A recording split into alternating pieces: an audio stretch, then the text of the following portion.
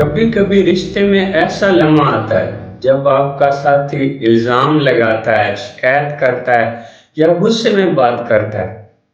یہ الفاظ ہمیشہ غصے کی پیداوار نہیں ہوتے، بلکہ اکثر یہ دل کی گہرائی میں چھپی ایک بے بسی کی صدا ہوتے ہیں۔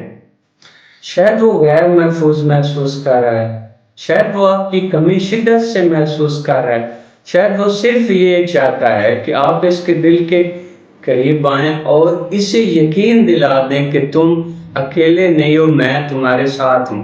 جب یہ لمحہ آئے تو فوراً جواب دینے یا الزامات کا بدلہ الزامات سے لینے کی بجائے ایک لمحے کو رک جائیں، گہرا سانس لیں اور سوچیں میرا ساتھی اصل میں کیا کہنا چاہ رہا ہے۔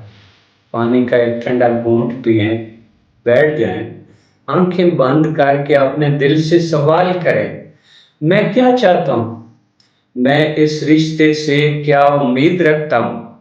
بہت جلد آپ کو جواب مل جائے گا، کیونکہ شادی اللہ کا منصوبہ ہے، اور جب کوئی کامیاب بنانے کے لیے اللہ سے رجوع کرتا ہے تو فوراً خیر آ جاتی ہے۔ یاد رکھیں، شادی کا سب سے قیمتی تحفہ محفوظیت ہے۔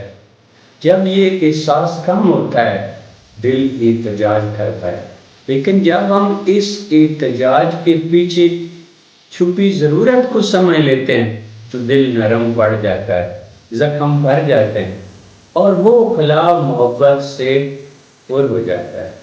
اس وقت سب سے خوبصورت جواب یہ ہے، میں تم سے محبت کرتا ہوں اور ہمیشہ محبت کرتا رہوں گا۔ ہم ایک ہیں اور ایک رہیں گے۔